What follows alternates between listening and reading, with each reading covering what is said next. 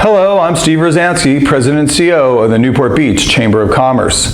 If you've been watching the news or your social media channels over the last few days, you know that on Friday, Silicon Valley Bank, with over $200 billion in assets, was taken over by the FDIC. This is the biggest bank failure since the Great Recession and the second biggest failure in U.S. history.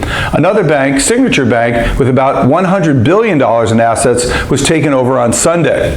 In response, the FDIC put out a statement on Sunday that was followed up by a televised speech by President Biden this morning that all depositors of the two banks would be fully protected, whether or not the bank account balances exceeded the $250,000 FDIC limit.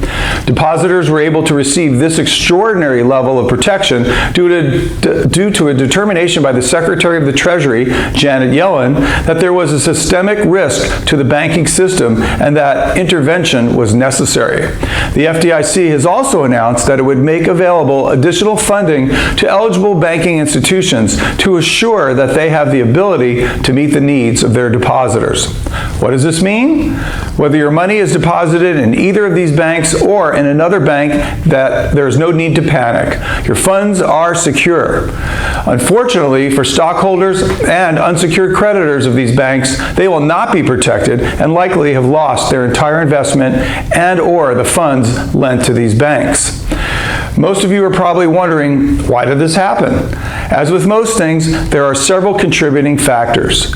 On the surface, the banks were experiencing a traditional run on deposits.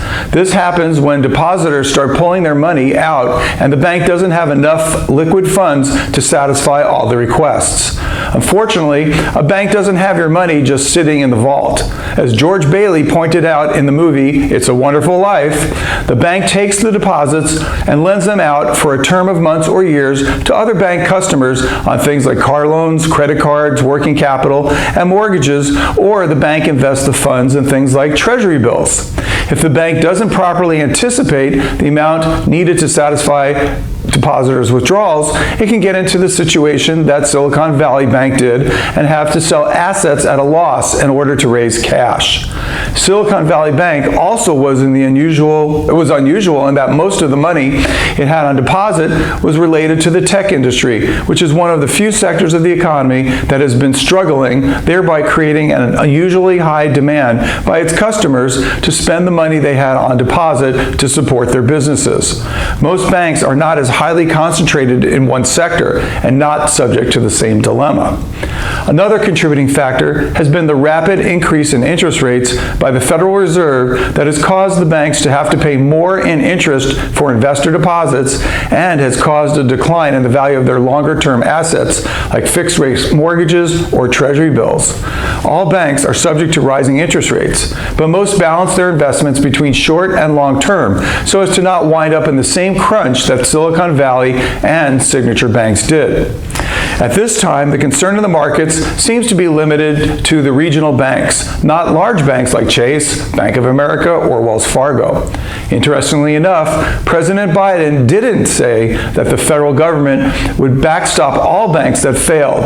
To the extent you can, you should be looking at your accounts with the eye towards limiting amounts on deposit to the $250,000 limit insured by the FDIC.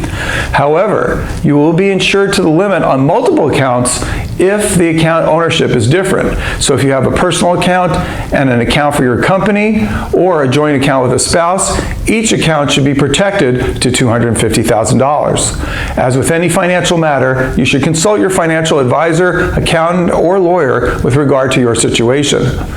Please feel free to share this video with friends and colleagues, and if you have any questions, please call me at 949-729-4400 or visit our website at newportbeach.com.